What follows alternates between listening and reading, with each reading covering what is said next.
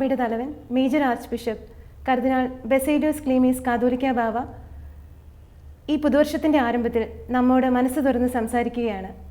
അഭിമന്യ ബാവ തിരുമേനി, എല്ലാ ശാലോം TV പ്രേക്ഷകരുടെയും നാമത്തിൽ അങ്ങേ ഈ പരിപാടിയിലേക്ക് ഞാൻ സ്വാഗതം ചെയ്യുന്നു. ലോകത്തിലെ ഒട്ടുമിക്ക രാജ്യങ്ങളിലും ഇപ്പോൾ സാമ്പത്തിക രാഷ്ട്രീയ തകർച്ചകളും ധാർമ്മിക തകർച്ചകളും കൂടിക്കൂടി വരികയാണല്ലോ.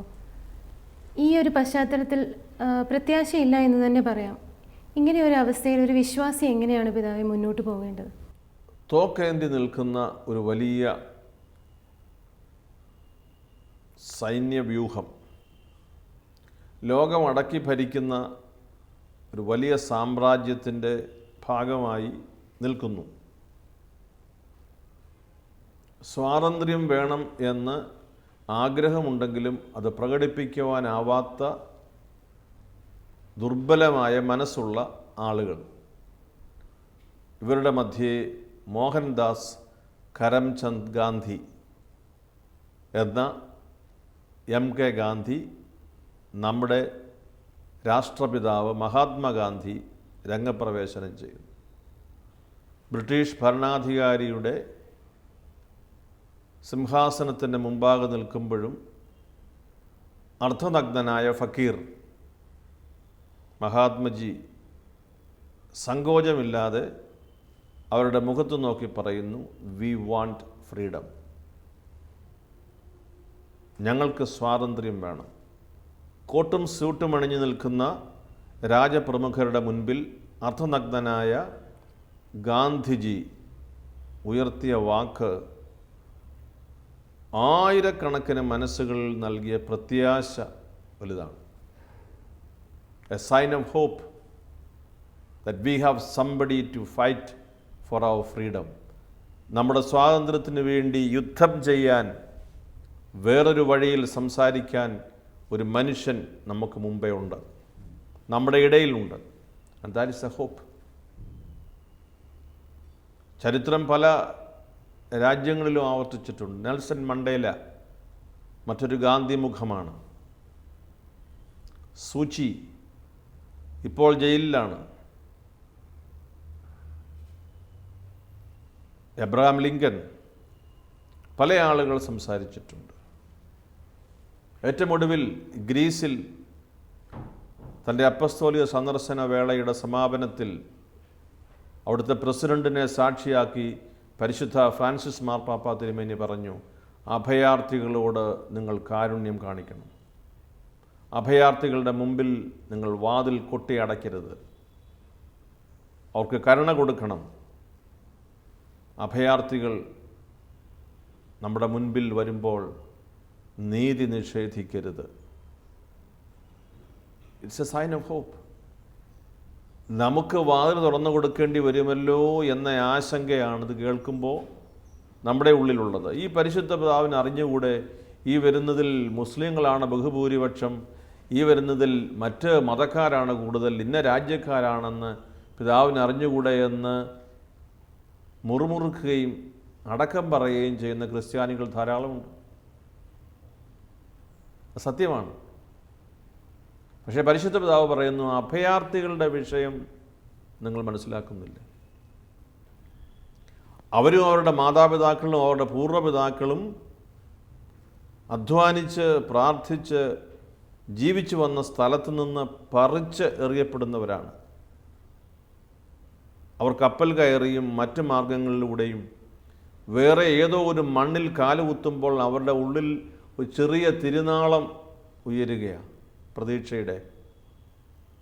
ഈ സ്ഥലം നമുക്ക് ഉപയോഗിക്കാൻ സാധിച്ചേക്കും.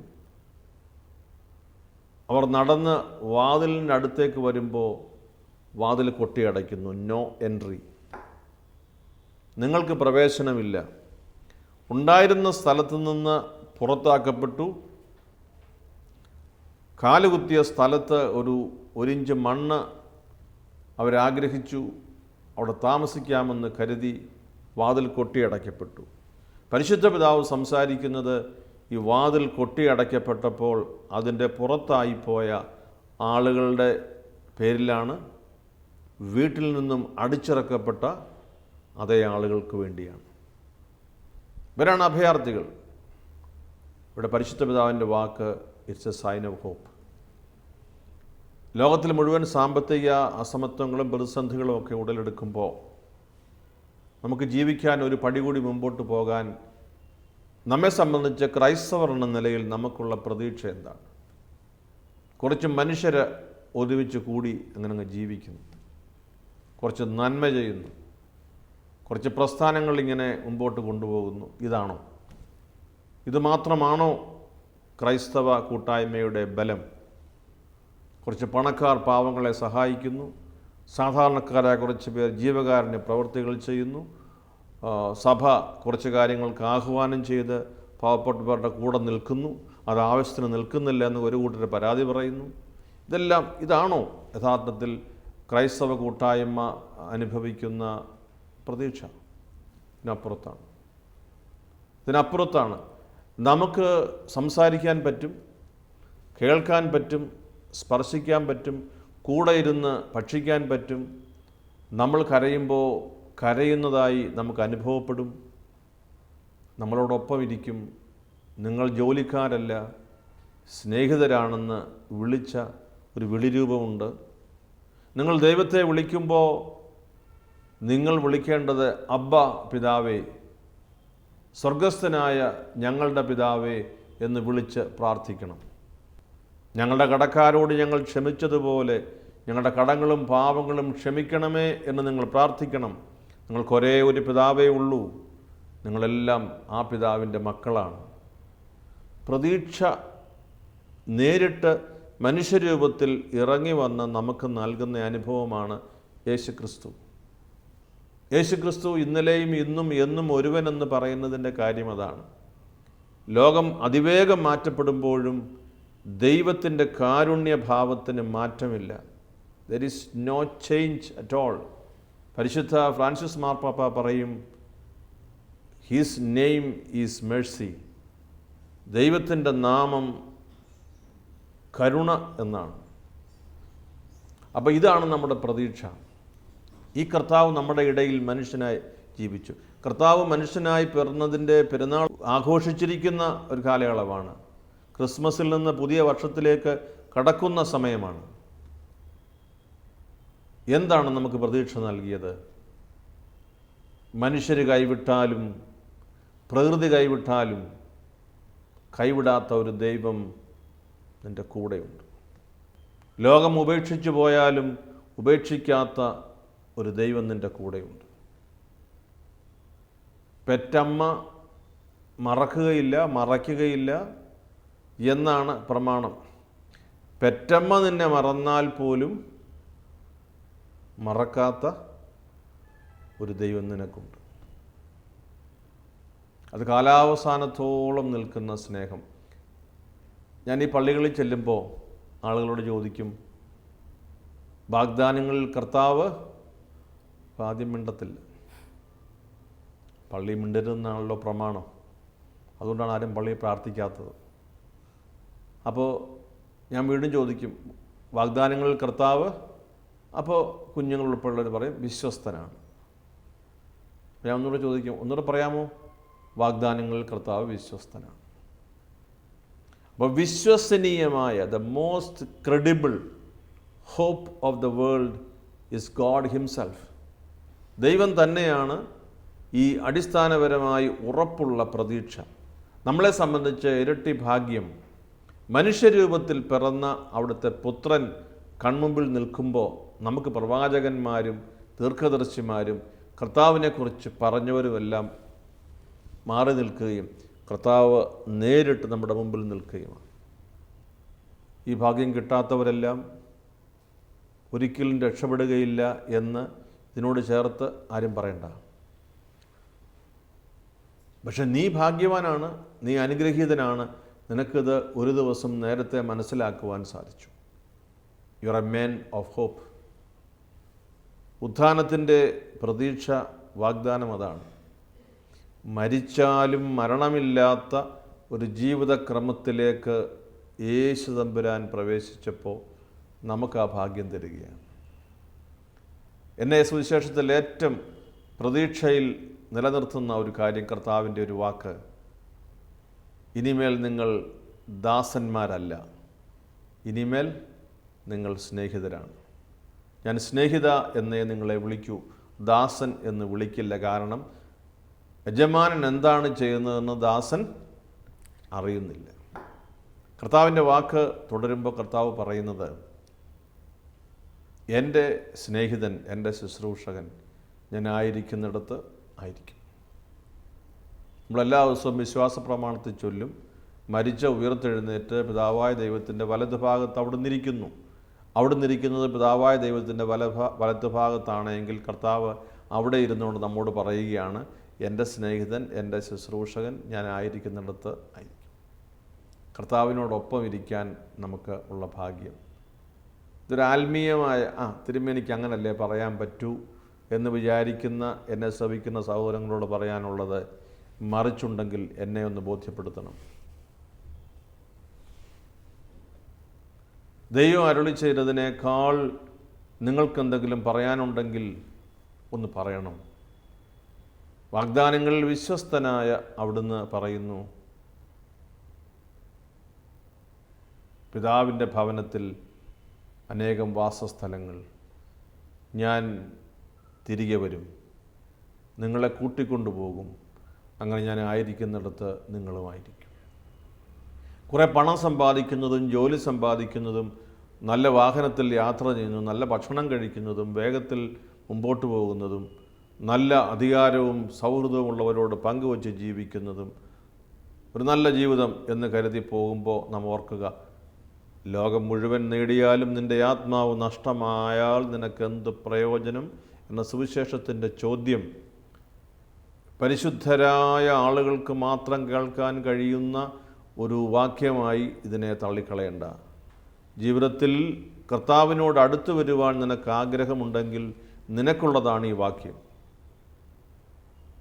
Church is not a centre for the most purified human beings, but church is a place where you and me are called to live a life of credibility. വിശ്വസിക്കാവുന്ന ഒരു ജീവിതം നയിക്കാൻ ആഗ്രഹിക്കുന്നവരുടെ പ്രവേശന കൂടാരമാണ് സഭ. വിശുദ്ധരുടെ അസ്ഥികൾ സൂക്ഷിക്കുന്ന സ്ഥലം മാത്രമല്ല, വിശുദ്ധരാകുവാൻ ആഗ്രഹിക്കുന്നവരുടെ പ്രവേശന സാധ്യതയുള്ള കൂടാരമാണ് സഭ. ഇതാണ് അതിൻ്റെ വ്യത്യാസം. This is a hope. ഇത് ഈ ലോകത്തിൽ സഭ പോലെ നൽകുന്ന മറ്റെന്ത് സംവിധാനമാണ് ഉള്ളത്? അപ്പോൾ വളരെ പ്രതീക്ഷയോടുകൂടി ഇതിനെ കാണാനായി കഴിയണം. And I don't believe that the gospel of prosperity, ഫലസമൃദ്ധിയെക്കുറിച്ച് മാത്രം സംസാരിക്കുന്ന ഒരു സുവിശേഷം യേശുവിൻ്റെ സുവിശേഷത്തിൽ നിന്ന് വ്യത്യസ്തമാണ്. ദുഃഖവെള്ളിയാഴ്ചയെ നീ മറച്ചു പിടിക്കുകയും ഉയർപ്പിൻ്റെ ശോഭയെക്കുറിച്ച് നീ കൺവെൻഷൻ പ്രസംഗം നടത്തുകയും ചെയ്യുമ്പോൾ you are hiding the painful event of Jesus Christ the Xavier. അങ്ങനെ ഒരു ജീവിതമില്ല. ദുഃഖവെള്ളിയും ഉയർപ്പ് ഞായറും യേശുക്രിസ്തുവിനെ സംബന്ധിച്ച് നമ്മോടുള്ള അവിടുത്തെ രക്ഷാകരമായ ഇടപെടലിൻ്റെ മാറ്റിവെക്കാനാവാത്ത ഭാഗമാണ്. നീ യേശുവിൽ വിശ്വസിക്കുക, നിനക്ക് ആവശ്യത്തിനുള്ള പണം ലഭിക്കും എന്ന് പറയുന്നെങ്കിൽ that is not the gospel of Jesus Christ. Gospel monitoring സിസ്റ്റമാണോ ഇത്? പണം ഉണ്ടാക്കുന്ന സുവിശേഷത്തിൻ്റെ ഫാക്ടറിയാണോ നമ്മൾ ഈ സുവിശേഷ പ്രസംഗം പ്രഘോഷണം? അല്ലല്ലോ. But your God is a God who listens to your cry. നീ വിളിക്കുന്ന ദൈവം നിൻ്റെ നിലവിളി കേൾക്കുന്നവനാണ്. അപ്പോൾ നമുക്ക് സാമ്പത്തിക പ്രതിസന്ധി ഉണ്ടാകുമ്പോൾ, തകർച്ചയുണ്ടാകുമ്പോൾ, ക്ലേശമുണ്ടാകുമ്പോൾ, അത് ദേശവ്യാപകമാകട്ടെ ആഗോള വ്യാപകമാകട്ടെ കേരളത്തിലാകട്ടെ എൻ്റെ കുടുംബത്തിലാകട്ടെ, ആസ് എ ക്രിസ്ത്യാനി എന്ന നിലയിൽ നിൻ്റെ പ്രതീക്ഷയും നിൻ്റെ ജീവിതത്തിൻ്റെ വെളിച്ചവും കർത്താവായ യേശു ക്രിസ്തു നൽകുന്ന വാഗ്ദാനവും അവിടുത്തെ സാന്നിധ്യമായ സഭാ കൂടാരവും. കേരളത്തിൽ അപകടകരമായ വിധം സാമുദായിക ധ്രുവീകരണം നടന്നു കഴിഞ്ഞുവെന്ന് അങ്ങേക്ക് അറിയാമല്ലോ. മതാന്തര സംവാദത്തിനുള്ള പോണ്ടിഫിക്കൽ കൗൺസിൽ അംഗമെന്ന നിലയിൽ ഇതിൻ്റെ ഭവിഷ്യത്തുകളെക്കുറിച്ചും ഇവയൊക്കെ എങ്ങനെ പരിഹരിക്കാൻ സാധിക്കുമെന്ന് ഒന്ന് വിശദീകരിക്കാമോ? ഇതിനുള്ള പരിഹാരം നിർണ്ണയിക്കാനുള്ള മാജിക്കൊന്നും എൻ്റെ കയ്യിലില്ല. പക്ഷേ കേരളത്തിലെ ധ്രുവീകരണം വളരെ വലുതായിക്കൊണ്ടിരിക്കും. ദ ഡിവിഷൻ എമംഗ് കമ്മ്യൂണിറ്റീസ് അത് കൂടിക്കൊണ്ടിരിക്കുന്നു. അത് അപകടകരമായ ഒരു യാഥാർത്ഥ്യമാണ്, പ്രതിസന്ധിയാണ്. മുൻപെങ്ങും ഉണ്ടാകാത്തതുപോലെയുള്ള അകൽച്ച ആളുകൾ തമ്മിലുണ്ടാകുന്നു. അത് കുടുംബത്തിൽ ആരംഭിക്കുക. ഒരു യെസ് എന്നും ഓക്കെ എന്നും ബൈ എന്ന് പറയുന്നതിലൂടെ സംഭാഷണം അവസാനിക്കുകയാണ്. തൊട്ടടുത്ത ഉള്ള മുറികളിൽ നിന്ന് പോലും മൊബൈലിലൂടെയാണ് സംസാരം. കമ്മ്യൂണിക്കേഷൻ മുറിഞ്ഞുപോയി എന്ന് മാത്രമല്ല, ഇതെല്ലാം കമ്മ്യൂണിക്കേഷൻ ആണെന്നാണ് നമ്മുടെ ഒരു ധാരണയും.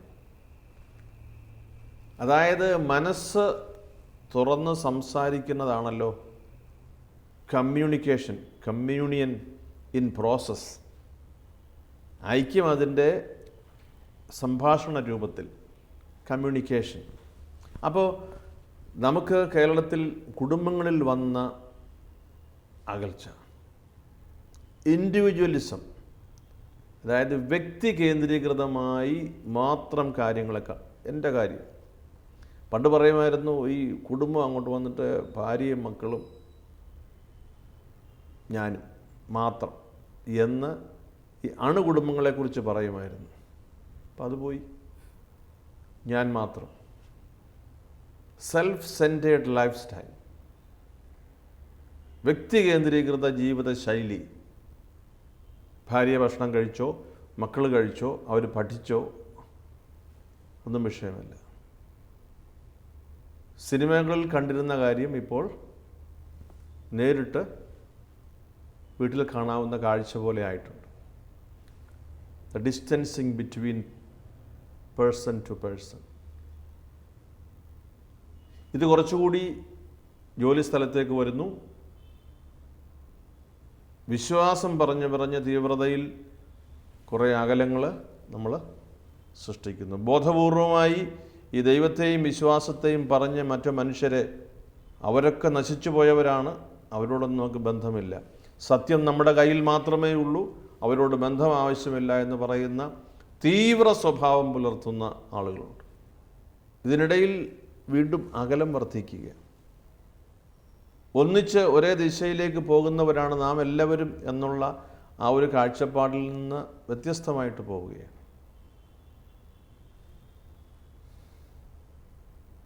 You and your religion will save you. Don't think about others. ഇതൊന്നും നോക്കണ്ട, നിൻ്റെ കാര്യം നോക്കി വെച്ചാൽ. ഈ ഒരു ധ്രുവീകരണം, ഈ ഐസൊലേഷൻ നമ്മുടെ ദേശത്തിൻ്റെ ഐക്യബോധത്തെയും മനുഷ്യ സമൂഹത്തിൻ്റെ ഒരുമിച്ചുള്ള പ്രയാണത്തെയും തടസ്സപ്പെടുത്തും. എനിക്ക് യേശുക്രിസ്തുവിൽ വിശ്വാസമുള്ളവരോട് മാത്രമേ എനിക്ക് സംസാരിക്കാൻ പറ്റുകയുള്ളൂ എന്ന് ഒരു നില വന്നാൽ എൻ്റെ ഓഫീസിൽ ജോലി ചെയ്യുന്ന സ്ഥലത്ത് ഞാൻ എന്തു ചെയ്യും? ട്രെയിനിൽ യാത്ര ചെയ്യുന്നു, ബസ്സിൽ യാത്ര ചെയ്യുന്നു, ഹോട്ടലിൽ ഭക്ഷണം കഴിക്കുന്നു, സിനിമാ തിയേറ്ററിൽ പോയി സിനിമ കാണുന്നു, ഒരുമിച്ചൊരു സമ്മേളനത്തിൽ പങ്കെടുക്കുന്നു, നാട്ടിലെ പൊതുവായ ഒരു വിഷയത്തിൽ ഒരുമിച്ച് സമരം ചെയ്യുന്നു. ഇവിടെ നമ്മൾ പരസ്പരം ചോദിക്കുമോ നീ ഏത് പള്ളിയിലാണ് പോകുന്നത്? ആ ചോദ്യത്തിന് പ്രസക്തിയില്ല. കർത്താവായ യേശുക്രിസ്തു എൻ്റെ രക്ഷകനും നാഥനും കർത്താവും എന്നത് ഞാൻ മറച്ചു വെച്ചിട്ടോ ഒളിച്ചു വെച്ചിട്ടോ ഞാൻ സംസാരിക്കാൻ പാടില്ല. ഞാൻ യേശുക്രിസ്തുവിൽ വിശ്വസിക്കുന്നയാളാണ്. അതുകൊണ്ട് മറ്റാരോട് സംസാരിക്കരുതെന്ന് കർത്താവ് പറഞ്ഞിട്ടില്ല. കർത്താവ് സംസാരിക്കണമെന്നാണ് പറഞ്ഞത്. You go and preach the gospel എന്നാണ് പറഞ്ഞത്. ഈ ഒരു വ്യത്യാസം നമുക്ക് ആവശ്യമുണ്ട്. യേശുക്രിസ്തുവിലുള്ള എൻ്റെ വിശ്വാസം മറ്റുള്ളവരോട് സംസാരിക്കുന്നത് വഴി നഷ്ടപ്പെടുകയില്ല എന്ന് മാത്രമല്ല, and that's what I am suppose to. ഞാൻ സുവിശേഷം പ്രഘോഷിക്കാൻ, ഞാൻ സംസാരിക്കാതെ എങ്ങനെയാണ് എൻ്റെ യേശുവിനെക്കുറിച്ച് മറ്റുള്ളവരെ അറിയിക്കുന്നത്? എൻ്റെ നിലപാടിലെ യേശുഭാവം മറ്റാളുകൾ എങ്ങനെയാണ് അറിയുക? കാരുണ്യമാണ് അടിസ്ഥാന വിഷയമെന്നും സ്നേഹമാണ് അടിസ്ഥാന സ്വഭാവമെന്നും ഞാൻ സംസാരിക്കാതെയും പങ്കുവയ്ക്കാതെയും ഡയലോഗ് നടത്താതെയും എങ്ങനെയാണ് അവരറിയുക? മാർപ്പാപ്പ തിരുമേനിക്ക് ഒരു മതാന്തര സംവാദത്തിനുള്ള കമ്മിറ്റിയുണ്ട്. Pontifical council for promoting inter religious dialogue എന്നാണ് അതിൻ്റെ പേര്. പരിശുദ്ധ പിതാവ് എന്നെയും അതിലൊരു അംഗമായി നിയമിച്ചിട്ടുണ്ട്. ആ സമിതിയിലെ അംഗമെന്ന നിലയിൽ നമ്മുടെ ദേശത്തും നമ്മുടെ രാജ്യത്തും എല്ലാ സമൂഹങ്ങളുമായുള്ള ബന്ധം ഊഷ്മളമായി നിലനിർത്തുന്നതിന് ആവശ്യമായ നിർദ്ദേശങ്ങൾ നൽകാനും നിരീക്ഷിക്കാനും സമർപ്പിതനാകുവാനുമുള്ള ഉത്തരവാദിത്വം എനിക്കുണ്ട്. അതിനനുസരിച്ചുള്ള ക്രിയാത്മകമായ നടപടികളും ക്രിയാത്മകമായ ബന്ധവും ശ്രദ്ധിക്കാൻ ഞാൻ ചെറുതായെങ്കിലും ശ്രമിച്ചുകൊണ്ടാണ് ഇരിക്കുക. എല്ലാവരുമായിട്ടുള്ള ബന്ധം എന്ന് പറയുമ്പോൾ അത് നമ്മുടെ വിശ്വാസത്തെ നിരാകരിക്കലല്ല, നമ്മുടെ വിശ്വാസത്തിൽ നിന്നുകൊണ്ട് മറ്റുള്ളവർക്ക് കൊടുക്കാവുന്ന ആ കരുതലും സ്നേഹവും ബന്ധവും തിരുസഭയുടെ പ്രമാണങ്ങൾ അനുസരിച്ച് തന്നെ നിർവഹിക്കാൻ ഏവർക്കും കടമയുണ്ട്. അത് ശ്രദ്ധാപൂർവവും വിശ്വാസപൂർവവും നമ്മൾ ശ്രദ്ധിക്കേണ്ടതുണ്ട്. വിശ്വാസ വിഷയങ്ങളും പൊതുസമൂഹത്തിലെ നമുക്ക് അനുഭവപ്പെടുന്ന ചില ബുദ്ധിമുട്ടുകളും ഇത് തമ്മിൽ കൂട്ടിക്കുഴച്ച് ഒരു പ്രതിസന്ധി ഉണ്ടാകാതെ ഇരിക്കുന്നതാണ് എപ്പോഴും നമുക്ക് ആശ്വാസം നൽകുക. ഒരു കാര്യം കൂടി നാം ശ്രദ്ധിക്കണം, ഏത് വിഷയം വന്നാലും നമുക്ക് പരസ്പരം സംസാരിക്കാനും തുറന്ന് ചർച്ച ചെയ്യാനുമുള്ള ഒരു സ്പേസ്, ഒരു ബന്ധം, ഒരടുപ്പം എപ്പോഴും കാത്തു സൂക്ഷിക്കണം. ഇന്നത്തെ യുവതലമുറയ്ക്ക് പ്രതിസന്ധികളെ നേരിടാനുള്ള കഴിവ് കുറഞ്ഞു വരികയാണല്ലോ. പൊതുവെ ഉള്ള ആത്മഹത്യാ കണക്കുകളും അതുപോലെ വിവാഹമോചന കേസിൻ്റെ കണക്കുകളും ഒക്കെ ഒരുപക്ഷെ ഇതിലേക്കായിരിക്കാം വിരൽ ചൂണ്ടുന്നത്. ഇങ്ങനെ ഒരു അവസ്ഥയെ, ജീവിത പ്രതിസന്ധികളെ എങ്ങനെയാണ് പിതാവെ ഒരു വിശ്വാസി എന്ന നിലയിൽ നമ്മൾ അതിജീവിക്കേണ്ടത്? നമ്മുടെ പ്രതിസന്ധികൾക്ക് പരിഹാരം എങ്ങനെ ഉണ്ടാകും എന്ന് ആലോചിക്കുന്നത് മനുഷ്യൻ്റെ പ്രത്യേകതയാണ്, അത് ആവശ്യമാണ്. How to solve the present dilemma, ഈ പ്രതിസന്ധിയെ എങ്ങനെ അതിജീവിക്കാം എന്ന് ബോധപൂർവമായി വിചാരിക്കേണ്ടത് മനുഷ്യൻ്റെ കടമയാണ്. അത് ആലോചനാ സ്വാതന്ത്ര്യവും ബുദ്ധിയുമുള്ള മനുഷ്യൻ്റെ ഒരു അടയാളമാണ്.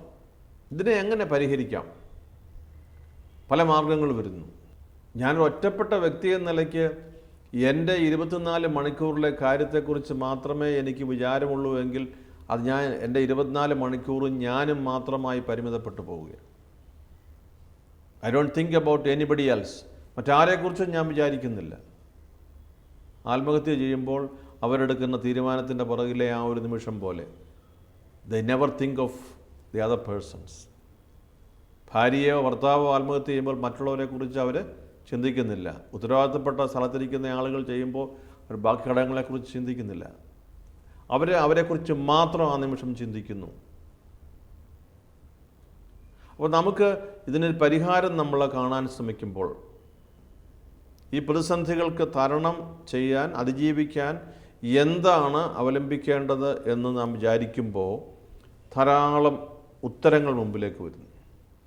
വഴി ഇടുങ്ങിയത് വിശാലം എന്നൊക്കെ പറഞ്ഞു വരുമ്പോൾ നമുക്കെപ്പോഴും സുഖപ്രദമായ വഴികൾ തിരഞ്ഞെടുക്കുന്നതാണ് നമ്മെ അധികം അലോരസപ്പെടുത്താത്ത വഴികൾ, നമ്മെ ചോദ്യം ചെയ്യാത്ത, നമ്മെ ബുദ്ധിമുട്ടിക്കാത്ത, നമ്മുടെ മനസ്സിന് ഭാരം വർദ്ധിപ്പിക്കാത്ത വഴികൾ തിരഞ്ഞെടുക്കുമ്പോൾ ഉപദേശം എവിടെ നിന്ന് കിട്ടുമോ അത് നമ്മൾ സ്വീകരിക്കും. നീ ഇപ്പം അത്ര കഷ്ടപ്പെടാനൊന്നും പോകണ്ട, എൻ്റെ കാര്യം എന്ത്? അടുത്ത ആഴ്ചയിൽ 50-ാം നോമ്പ് തുടങ്ങുകയാണ്. അപ്പോൾ നമ്മളുടെ ജീവിതമനുസരിച്ച്, നമ്മുടെ സഭാജീവിതമനുസരിച്ച് നമുക്ക് 50 ദിവസത്തെ നോമ്പാണ്. അപ്പോൾ നമ്മൾ മാംസം ഉപേക്ഷിക്കുന്നു, നമ്മൾ ദാനധർമ്മം കൂടുതൽ ചെയ്യുന്നു, നമ്മൾ നമസ്കാരം നടത്തുന്നു, നമ്മൾ സാഷ്ടാംഗം പ്രണമിക്കുന്നു. ഇങ്ങനെയുള്ളതൊക്കെ നമ്മുടെ അനുഷ്ഠാനങ്ങളാണെന്ന് പറയുമ്പോൾ അതിൻ്റെ ആവശ്യമൊന്നുമില്ല. അപ്പോൾ അതിൻ്റെ ആവശ്യമില്ല എന്ന് പറയുമ്പോൾ നമുക്കൊരാശ്വാസം, അങ്ങനെയും ജീവിക്കാമല്ലോ. ഇതൊരു മനുഷ്യ സ്വാഭാവികമായിട്ട് വരുന്ന കാര്യമാണ്. അല്ലെങ്കിൽ ഇപ്പോൾ ഇതങ്ങ് പോട്ടെ, ഇന്നുകൂടി ഇങ്ങനെ അങ്ങ് പോട്ടെ, നാളെ ശരിയാക്കാം, നമ്മളങ്ങനെയാണല്ലോ നമ്മൾ സാധാരണ ആത്മീയ ജീവിതത്തിൽ തളർച്ച വരുന്നത്. ഇന്നും കൂടെ ലാസ്റ്റ്, നാളെ മുതലെല്ലാം പെർഫെക്റ്റായിട്ട് പോകും.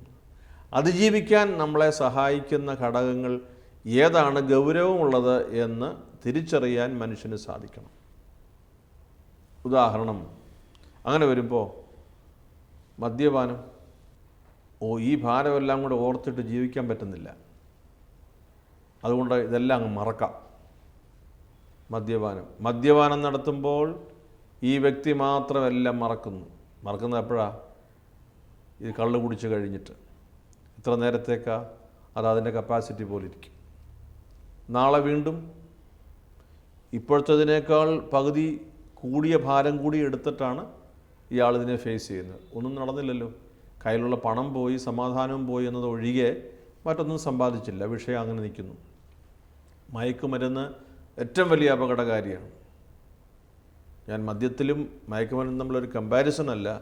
മയക്കുമരുന്ന് ഏറ്റവും വലിയ അപകടകാരിയാണ്. ബുദ്ധിമാന്മാരായ നമ്മുടെ യുവതലമുറയെ, നമ്മുടെ കുട്ടികളെ വഴിതെറ്റിക്കാൻ ശത്രു കണ്ടുപിടിച്ചിരിക്കുന്ന മാർഗം. ഒരു രാജ്യം നശിക്കണമെങ്കിൽ, ആ രാജ്യത്തെ തലമുറയെ നശിപ്പിക്കണമെങ്കിൽ മയക്കുമരുന്ന് വ്യാപകമാക്കിയാൽ മതി. എന്തുകൊണ്ടാണ് നമ്മുടെ ഹയർ എഡ്യൂക്കേഷൻ സെൻറ്റേഴ്സിൽ, ഉന്നത വിദ്യാഭ്യാസ കേന്ദ്രങ്ങളുടെ പരിസരത്തും ചുറ്റിലും അവിടെയുള്ള മരങ്ങളുടെ ചുവട്ടിലുമൊക്കെയായി ധാരാളം പേര് വിൽപ്പനയ്ക്കായി വന്നുകൂടുന്നത്? നമ്മുടെ കത്തീഡ്രൽ പള്ളിയുടെ ചുറ്റും അതിൽ വരുന്ന ആളിനേക്കാൾ കൂടുതൽ ഇരട്ടിയായി ഉന്നത വിദ്യാഭ്യാസ കേന്ദ്രങ്ങൾ, നമ്മുടെ യൂണിവേഴ്സിറ്റികൾ, നമ്മുടെ ഉന്നത വിദ്യാഭ്യാസ കേന്ദ്രങ്ങൾ, കോളേജുകൾ, അതിനു ചുറ്റുമാണ് ഈ മേൽപ്പറഞ്ഞ കച്ചവടത്തിനുള്ള ആളുകൾ വരുന്നത്. അവിടെയാണിത് കൂടുതൽ ചെലവഴിക്കാൻ സാധ്യത. മാത്രവുമല്ല, ആത്യന്തികമായി ലക്ഷ്യം വയ്ക്കുന്നത് അവരെയുമാണ്. ഈ മയക്കുമരുന്ന് ഉണ്ടാക്കി വിൽക്കുന്നവർ വെറുതെ പണം ഉണ്ടാക്കാൻ വേണ്ടി മാത്രമാണ് എന്ന് ധരിക്കണ്ട. നമ്മുടെ രാജ്യത്തിൻ്റെ ശത്രുക്കളാകും അവർ. കാരണം ഈ രാജ്യത്തെ ബുദ്ധിമാന്മാരായ യുവതലമുറ വഴിതെറ്റിപ്പോകണമെങ്കിൽ മയക്കുമരുന്ന് ഉപയോഗിക്കും. നമുക്ക് തിരിച്ചറിയാൻ കഴിയണം. ചിലപ്പോൾ വല്ല സാമ്പത്തികമായ മെച്ചം ഇടനിലക്കാർക്ക് കിട്ടും. ആ കുടുംബങ്ങൾക്കും ആ ദേശത്തിനും ആ സമൂഹത്തിനും ഒക്കെ വലിയ തീരാ നഷ്ടമാണ് വരുത്തുക. സുബോധം നഷ്ടപ്പെടുന്ന ഒരു തലമുറയെ കൊണ്ട് എന്ത് പ്രയോജനം? ഇത് വലിയ അപകടമാണ്. ഇവരെ കൊണ്ട് ഒന്നിനും ഒരു പരിഹാരം നിർണ്ണയിക്കുവാനാവില്ലെന്ന് മാത്രമല്ല, ഇറ്റ് ഈസ് ആൻ അഡിക്ഷൻ. അടിമപ്പെടുത്തുന്ന ഒരു മനോവികാരത്തിലേക്ക് ഈ തലമുറയെ വലിച്ചു ഇഴക്കും. ഞാൻ കേട്ടത് ശരിയാണെങ്കിൽ ഇപ്പോൾ മറ്റാരും തിരിച്ചറിയുവാനാവാത്തതുപോലെയുള്ള പുതിയ ഉൽപ്പന്നങ്ങൾ വിപണിയിൽ ഇറങ്ങിയിട്ടുണ്ട്. മണമില്ല, സംശയിക്കില്ല. കള്ളു കുടിച്ചാൽ മണം വരുമെന്നല്ലേ പറയുന്നത്. അത് മറ്റുള്ളവർ തിരിച്ചറിയാൻ സാധ്യതയുണ്ട്. ഇതങ്ങനെയൊന്നുമില്ല. മണിക്കൂറുകൾ ഇതിൻ്റെ ഒരു സുഖസുഷുപ്തിയിൽ കഴിയാനുള്ള എല്ലാ ക്രമീകരണങ്ങളും ചെയ്തിട്ടുണ്ടെന്ന്. ഒരു തലമുറ തുടച്ച് നീക്കപ്പെടുകയാണ്. ഇത് കാണുമ്പോൾ സന്തോഷിക്കുന്ന ഒരു കൂട്ടരുണ്ട്, ഇത് വിഭാവനം ചെയ്ത ആളുകൾ. നമ്മൾ സന്തോഷിക്കുന്നത് 4-5 ആളുകളടങ്ങുന്ന ഒരു ഗ്രൂപ്പിനെ പിടിച്ചു, 250 കിലോ കഞ്ചാവുമായി പോലീസ് ഇവരെ പിടിച്ചു, നമുക്ക് സന്തോഷം. പിന്നീട് നമ്മളൊന്നും അറിയുന്നില്ല ഇവർക്ക് എന്ത് സംഭവിച്ചു എന്നുള്ളത്. അടുത്ത് വേറൊരു സ്ഥലത്ത് ഇന്നത് പിടിച്ചു, കടത്തിക്കൊണ്ടുവന്നു, ഇന്ന് കൊണ്ടുപോയി. വ്യാപകമായി ഇത് വരുന്നു. ഹയർ എഡ്യൂക്കേഷൻ സെൻറ്റേഴ്സിലേക്ക് കൂടുതൽ വിദ്യാർത്ഥികൾ പഠിക്കാനായി ഇറങ്ങിയപ്പോൾ അതിനേക്കാൾ കൂടുതൽ എണ്ണത്തിൽ ഈ മയക്കുമരുന്ന് ശൃംഖലകൾ വർദ്ധിച്ചിട്ടുണ്ട്. ഇന്ത്യയുടെ പല ഭാഗങ്ങളിൽ, കേരളത്തിൽ പ്രത്യേകിച്ച്. ഇത് സമൂഹം ഒന്നായി ഇതിനെ പ്രതിരോധിക്കുന്നില്ല എങ്കിൽ തലമുറ നിന്നുപോകും. പ്രജ്ഞ നഷ്ടപ്പെട്ട തലമുറയെ കൊണ്ടെന്ത് പ്രയോജനം? പിന്നെ നമുക്ക് ISROയെക്കുറിച്ച് ചിന്തിക്കാൻ പറ്റുമോ? ശാസ്ത്രത്തെക്കുറിച്ച് ചിന്തിക്കാൻ പറ്റുമോ? അധ്യാപനത്തെക്കുറിച്ച് ചിന്തിക്കാൻ പറ്റുമോ? ഇവർക്ക് പ്രജ്ഞ നഷ്ടപ്പെട്ടു പോകുന്ന അവസ്ഥയിലേക്ക് കൊണ്ടുവരുന്നു. They are addicted. അടിമപ്പെടുത്തപ്പെട്ട, അടിമയാക്കപ്പെട്ട ഒരു തലമുറയെ ഒരു ദേശത്തിന് ദുരന്തമായി സമ്മാനിക്കുന്നവരാണ് ഈ മയക്കുമരുന്ന് പ്രസ്ഥാനത്തിൻ്റെ ഉപജ്ഞാതാക്കൾ. അവർക്ക് പണമുണ്ട്, സ്വാധീനമുണ്ട്, അധികാരമുണ്ട്, സംവിധാനങ്ങളുണ്ട്. ദുർബലരായ ആളുകൾ, മാതാപിതാക്കൾ അടങ്ങുന്നവർ നോക്കി നിൽക്കുകയാണ്. നമ്മുടേതായ രീതിയിൽ ഇതിനെ ചെറുക്കാനും പ്രതിരോധിക്കാനും നമുക്ക് സാധിക്കുന്നില്ലെങ്കിൽ അപകടത്തിലാണ്. അതുകൊണ്ട് മയക്കുമരുന്ന്, മദ്യം ജീവിതത്തിലെ അടിസ്ഥാന പ്രശ്നങ്ങൾക്ക് പരിഹാരം നിർണ്ണയിക്കും എന്ന് കരുതുന്നതും മൗഢ്യമാണ്. അതൊരിക്കലും ചരിത്രത്തിൽ വിജയിച്ച് കണ്ടതായി നമ്മൾ വായിക്കുന്നില്ല.